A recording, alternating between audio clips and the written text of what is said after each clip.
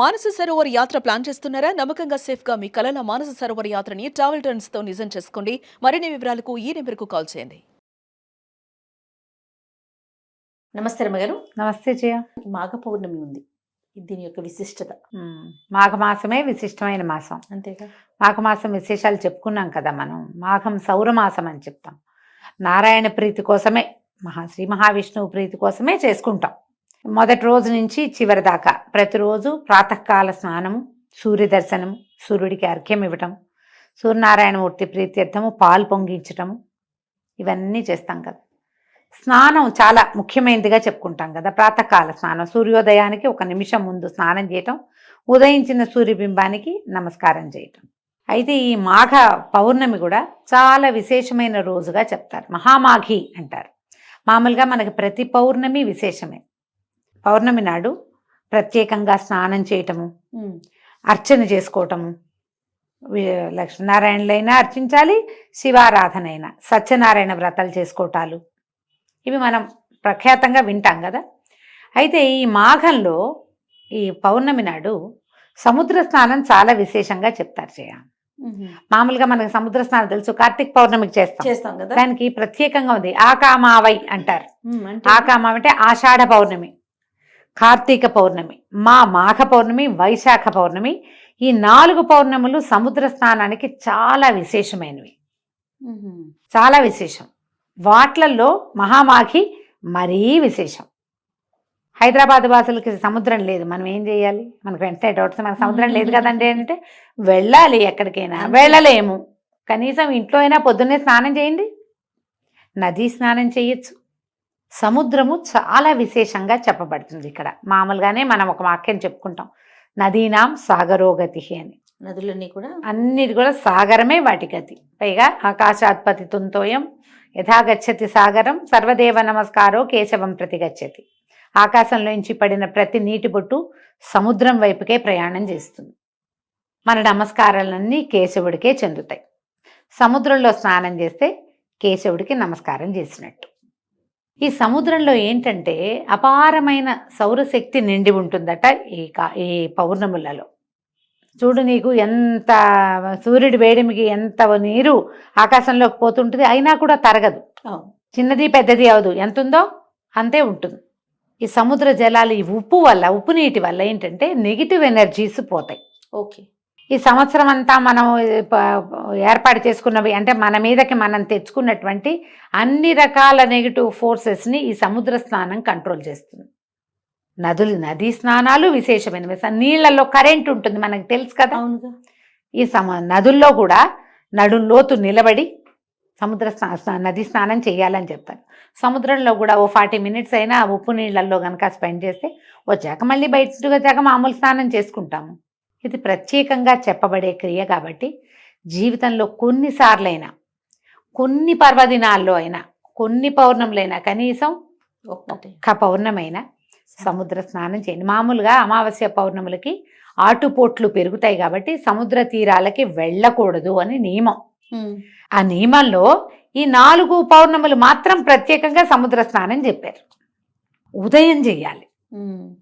పౌర్ణమిలో రాత్రిపూట కదా ఆటుపోట్లు పెరిగేది, సాయంకాలాలు కాదు, ఉదయ స్నానాలు 4 గంటల లోపే, ఎలా కుదిరితే అట్లా. సముద్ర స్నానానికి కానీ నదీ స్నానానికి కానీ వెళ్ళేటప్పుడు ఇంటి దగ్గర స్నానం చేసి వెళ్ళాలి. పాచి మొహంతో, పాచి బట్టలతోటి నదుల్లోకి దిక్కకూడదు, సముద్రంలోకి అసలు దిక్కకూడదు. శుభ్రంగా ఉండి అప్పుడు వెళ్ళాలి. పైగా ఇవి పితృదేవతలకి తర్పణాలు విడిచే సమయం, ఇవన్నీ స్థిరంగా ఉంటాయి. ఈసారి పౌర్ణమి ఇంచుమించుగా నాకు గుర్తుండి సంక్రమణం కూడా అప్పుడే ఉన్నట్టుంది. మామూలుగా మనకి సంక్రమణాలు జరుగుతాయి కదా. మకర సంక్రమణం ఏమో మన కిందటి నెల 15వ తారీఖు వచ్చింది. ఇప్పుడు ఇంచుమించుగా ఇప్పుడు సంక్రమణం వచ్చేస్తోంది. ఇది కుంభ సంక్రమణం అంటారు. ఈ సంక్రమణము పౌర్ణమి ఒకే రోజు వచ్చినాయి. ఈసారి 12వ తారీఖు ఒకేసారి వచ్చినాయి. సంక్రమణ తిథుల్లో మామూలుగా మనకి పితృతర్పణాలు విడుచుకుంటాం కదా. ఈ మాఘంలో ఈ పౌర్ణమి నాడు మన సముద్రం దగ్గర కూడా పితృతర్పణాలు విడవచ్చు. అది కూడా మంచిదే. పిల్ల జల్ల తీసుకెళ్ళేటప్పుడు కొంచెం జాగ్రత్తగా వహించాలంతే. ఒకవేళ మనం ఏ సముద్ర స్నానానికి ఏ నది స్నానానికి వెళ్ళలేము, ఏమిటండి ఇప్పుడు మా సంగతి ఎట్లా అని అందరు అడుగుతుంటారు. ఇప్పుడు మా కుంభమేళా గురించి చెప్పుకుంటున్నాం విపరీతంగా, ట్రెండింగ్లో ఉంది కుంభమేళ, అంతే కదా.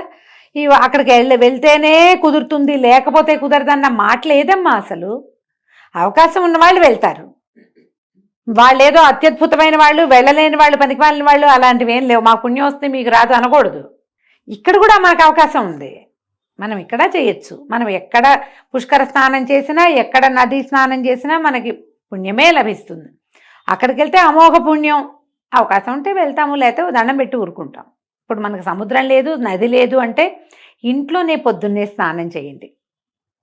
పెద్దవాళ్ళు ఎవరైనా ఉండి ముందు తర్పణాలు విడిచే పద్ధతులు ఉంటే తర్పణని విడుచుకోండి. ఏదైనా దానం చెయ్యండి. పౌర్ణమి నాడు, మాఘ పౌర్ణమి, కంబళ్ళు, వస్త్రాలు, చెప్పులు, గొడుగు, తిలలు, నెయ్యి నిండుగా, తిలాలు నిండుగా ఉన్నటువంటి చెంబు, ఏదైనా ఒక వస్తువు, పాత్ర, అంటేనే మంచి నీళ్ళ పాత్ర, అవి కూడా దానం చేయొచ్చు. ఏది కుదిరితే అది. బంగారం దానం చేయొచ్చు, అన్నదానం చేసుకోవచ్చు. ఏమి చేసినా అద్భుతమైన ఫలితం లభిస్తుంది. మీరు మామూలుగా ఎప్పుడు చేసినా దానం మంచిది. పర్వదినాలలో చేస్తే ప్లస్, మరి మంచి.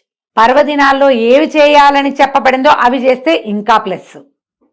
వేసుకోండి కొన్ని ప్లస్సులు అవకాశం ఉన్నప్పుడు, అంతే.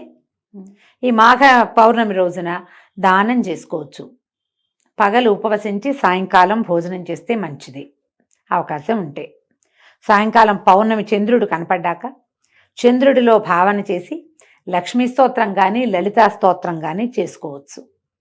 లక్ష్మీనారాయణులని ఇద్దరిని భావించి సత్యనారాయణ వ్రతం చేసుకోవచ్చు. మీ అవకాశాన్ని బట్టి దండం పెట్టుకోవచ్చు. ఒట్టిగా పూర్ణబింబానికి ఎదురుగుండా నిలబడి ఒక్క శ్లోకం చెప్పుకుని, ఏదైనా విష్ణు సంబంధమైందో, లక్ష్మీ సంబంధమైందో, దేవీ సంబంధమైందో చెప్పుకుని నమస్కారం చేసుకోండి. బ్రాహ్మణులకి దానం చేస్తే అత్యుత్తమమైన ఫలితం ఇస్తుందని చెప్తారు. అవకాశం ఉంటే చేయండి. ఎవరికి అవసరమో నీడీ పీపుల్ వాళ్ళకి చేయండి, అది కూడా అత్యద్భుతమైన ఫలితాన్ని ఇస్తుంది. ఎవరికైనా ఏమైనా ఇవ్వచ్చు కదా. ఇలా పర్వదినాలలో పాత విధానం చేయబోకండి. పాతవి ఇవ్వడానికి 3 రోజులు ఉంటాయి. పర్వాలలో పాత వస్తువులు దానం చేయొద్దు. పాత బట్టలు, పాతవి ఏమైనా తీసి ఇచ్చేయటము చేయొద్దు. కొత్తవి ఇవ్వగలిగితేనే దానం చేసుకోండి. మీ అవకాశాన్ని బట్టి ఏదైనా సరే. తప్పకుండా.